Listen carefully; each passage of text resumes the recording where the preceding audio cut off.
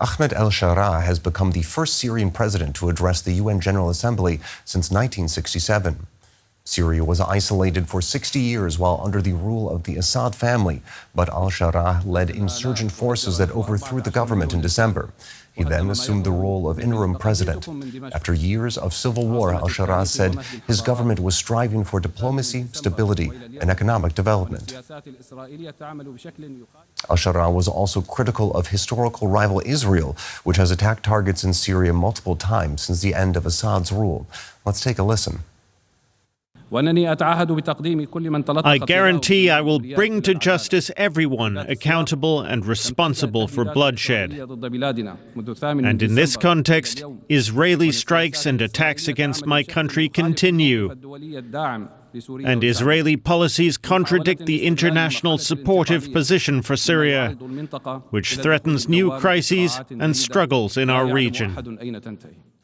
For more on this, I'm now joined by Giorgio Cafiero, CEO of the geopolitical risk consultancy Gulf State Analytics in Washington, D.C. Thanks for joining us. Good to be with you. So how significant was it that a Syrian leader spoke at the UN for the first time in almost 60 years? It was very significant. This marks a historic day for Syria. This really speaks to the fact that now that Syria is in the post-Assad era, there are opportunities for Syria to reshape and redefine its position on the international stage and to reshape the relationships that Syria has with countries in the West, countries all over the world, and really just the image of Syria as an Arab country, a country in the Middle East.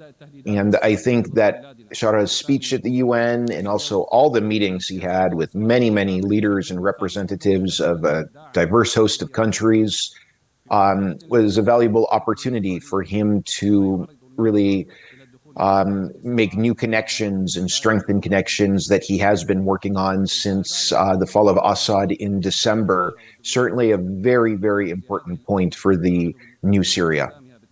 And it's not just Syria reshaping itself. Al-Sharaa is doing that as well. You know, for years he was leader of Syria's al-Qaeda branch, and there was even a $10 million U.S. bounty on his head. So how exactly did Al-Sharaa manage to shift to a leader who's being taken seriously by world powers?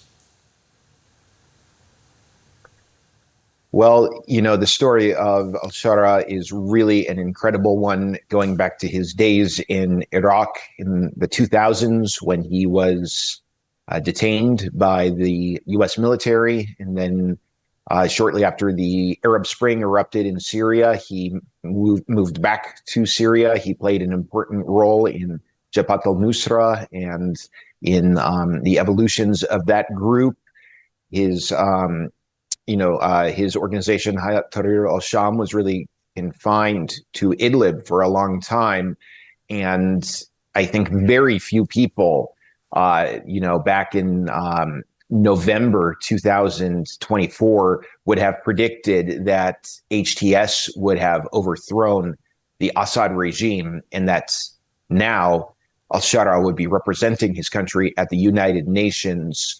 This is a really long discussion, obviously, to have, but the bottom line is, I think when we talk about the success of HTS last year, there's no denying that Turkey played an important role in helping HTS achieve what it did.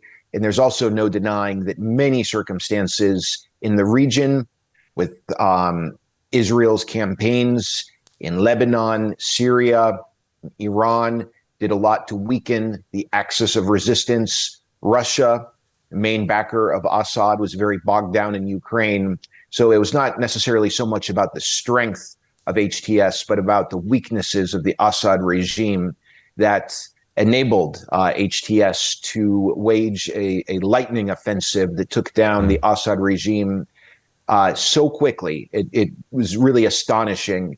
And ever since then, I think more to your question about how he has been able to shore up this sense of legitimacy on the international stage, to al-Sharaa's credit and to the credit of those around him, he has been able to win a lot of support from important Gulf countries, chiefly Saudi Arabia, Qatar, and the UAE.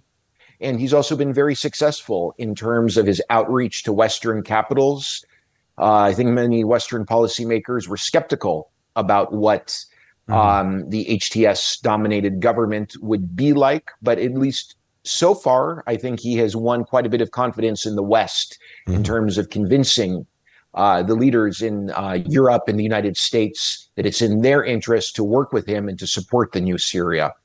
All right, I'm afraid we're going to have to leave it there. That was Giorgio Cafiero of Gulf State Analytics in Washington.